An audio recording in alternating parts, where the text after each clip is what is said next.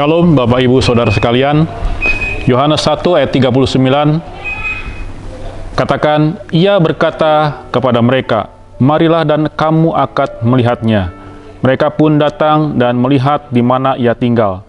Dan hari itu mereka tinggal bersama-sama dengan dia. Waktu itu kira-kira pukul 4. Saudara sekalian, Tuhan Yesus datang ke dunia adalah untuk menyelamatkan orang yang berdosa, sehingga dia diselamatkan dan siapapun yang percaya akan diselamatkan. Itu sudah pasti, saudara. Tetapi Tuhan Yesus mau juga keselamatan itu tiba dan sampai kepada orang-orang lain. Bagaimana caranya, saudara? Tuhan Yesus perintahkan kepada kita, jadikan semua bangsa murid Tuhan. Nah, Bapak Ibu, ayat yang kita baca tadi, Yohanes 1:39, Tuhan Yesus katakan, marilah kamu akan melihatnya. Ini adalah pertanyaan daripada Andreas. Andreas bertanya, Guru, di manakah tinggalmu? Dan Tuhan Yesus jawab, mari, kamu akan melihat. Siapakah Andreas, Bapak Ibu Saudara sekalian? Andreas adalah murid daripada Yohanes. Dan Yohanes ketika Tuhan Yesus lewat di depan dia, berkata kepada murid-muridnya, lihat anak domba Allah. Maka seketika itu juga saudara, Andreas mengikut Tuhan Yesus dan bertanya, Guru, di mana engkau tinggal? Saudara, tinggal berbicara tentang rumah, ya. Dan di dalam rumah itu kita bisa beraktivitas. Apapun yang kita lakukan, kita kerjakan, tidak bisa bohong. Terbuka semua, saudara. Saudara mau tahu sifat orang lain, saudara mau tahu harta kekayaan orang lain, datanglah saja ke rumah orang itu, maka saudara akan lihat. Nah, saudara, kenapa murid Yohanes yang namanya Andreas pindah menjadi murid Tuhan Yesus? Karena pola yang Tuhan beri, obsesi yang Tuhan berikan pada zaman itu adalah orang-orang Israel itu ingin menjadi murid, supaya dia menjadi guru, supaya dia dipanggil rabi. Itu adalah obsesi yang utama dari bangsa Israel pada saat itu.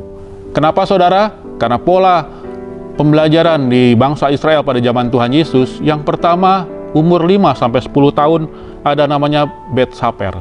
Bet Saper itu, saudara, dia menghafalkan yang namanya KKIBU, Kejadian, Keluaran, Imamat, Bilangan, dan Ulangan. Mereka harus hafalkan, saudara. Setelah hafal, saudara lulus, mereka masuk yang namanya usia 10-15 tahun, yaitu Bet Midrash. Bet Midrash, mereka lebih dalam lagi.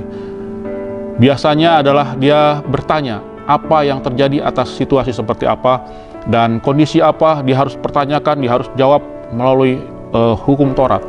Kalau lulus, saudara, maka dia usia 15-30 tahun ada namanya Bet Talmid. Bet Talmid itu mereka tinggal bersama-sama, tinggal serumah dengan gurunya. Maka Tuhan Yesus mengajak mereka, mari ikut aku, kamu akan kujadikan penjala manusia. Mereka meninggalkan jalannya, perahunya, bahkan orang tuanya mereka tinggalkan. Karena obsesi orang Israel pada saat itu adalah menjadi murid. Nah, saudara, rumah, tempat tinggal adalah tempat di mana orang beraktivitas, sifat orang itu. Saudara mau tahu pengakuan, saya sering berdoa pagi. Datang saja ke rumahnya, apakah pagi-pagi dia doa atau tidak?